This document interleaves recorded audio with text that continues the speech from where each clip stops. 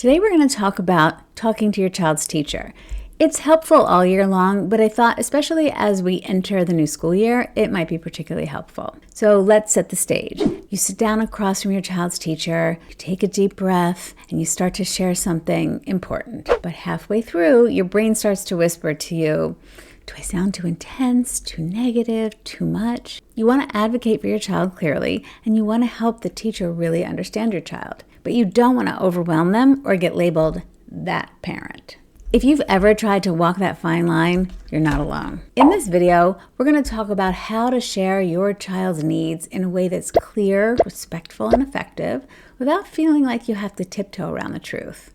If you're new here, I'm Andrea Pollock. I'm a parenting educator and coach, and I've helped hundreds of families navigate challenges with their children, help their children progress, and build peaceful homes. I'm also the parent of an autistic young man, and along the way, I made a million mistakes so that you don't have to. What I discovered on this topic is that effective advocacy isn't about being perfect. It's about being authentic, specific, and solution-focused. Today, I'll show you exactly how to do that. Before we jump in further, let's pause for a second, because as I was putting this video together, I thought to myself, where exactly does this fear come from? I mean, I don't think most teachers go around bad-mouthing parents, do they? I've never heard it. Have you heard a teacher say, oh, here comes that parent again? I don't know. I'm sort of curious where this comes from. If you've heard that, drop it in the comments. I would love to hear where you think this fear comes from. But so many parents have it. I've mentioned before that I homeschooled my son up until the 8th grade. And when he transitioned back to school, I had a really hard time letting go.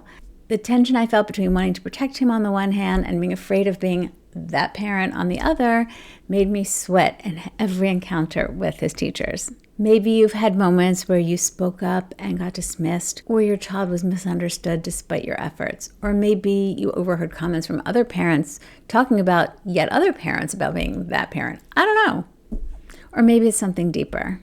But I know that so many of us feel that quiet, unspoken pressure that if we advocate too strongly, too early, or too often, we'll be labeled difficult. But here's what I believe to be the truth, that wanting to help your child succeed doesn't make you unreasonable. It makes you thoughtful, it makes you tuned in. And your perspective might be exactly what helps your child's teacher see the full picture. Still, it's a tricky balance. You want to advocate without being pushy. You want to share concerns without sounding too negative.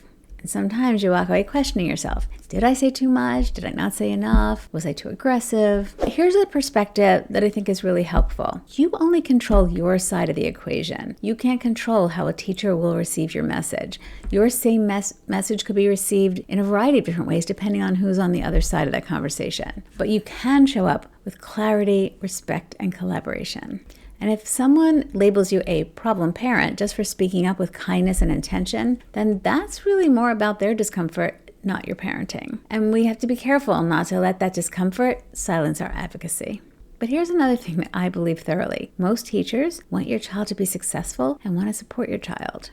What they often lack is specific, meaningful insight into what actually helps. What they appreciate is not necessarily a long list of diagnoses, which doesn't really tell them specifics, but a straightforward, practical understanding. So here's an example of how you might execute that, right? Instead of saying he has a lot of sensory issues or behavioral challenges, you could try something more like, when the room gets loud or chaotic, he might shut down or he might leave his seat. And just, he's not being defiant. He just needs to take a quiet break and he needs time to reset. That would be a more specific way to communicate exactly what the teacher should look out for. So focusing on what you might want to share early in the year, when you're meeting a new teacher or entering an IEP meeting perhaps, you want to focus on sharing the following things. One, what tends to trigger your child, because that's helpful for them to know before they have to learn it themselves.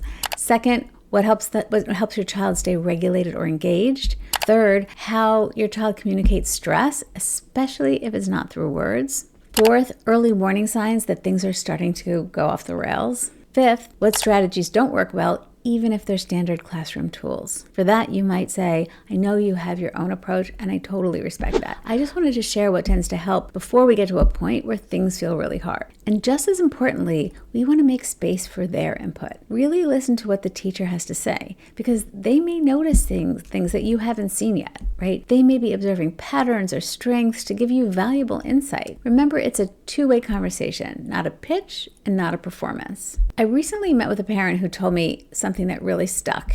so I wanted to share it with you. She said, I realize I don't have to let the school run the agenda at the IEP meeting. I can lead with what I know, what I see, and what I want. Think about how empowering that is. And it's not out of line. That doesn't mean taking over or creating tension, but when that approach is rooted in collaboration, schools are often relieved. Your thoughtful input can make the path clearer. Another thing that's really important to understand is this. It's not always about asking for more. It's not always about extra support staff or more services. Often what makes the biggest difference is how a situation is approached. You can even use the language of shifting instead of adding to help keep the school open to your ideas. Of course, advocate for all of the services your child does need, but help the school see that some solutions are just about making a shift instead of adding something new. So here are 3 examples. 1, you could ask them to shift the way transitions are done rather than adding more transition time. 2nd, you can ask them to shift how corrections are delivered rather than adding more consequences or reducing consequences. And 3rd, you could ask them to shift how breaks are framed rather than add more break opportunities. Those are just 3 examples,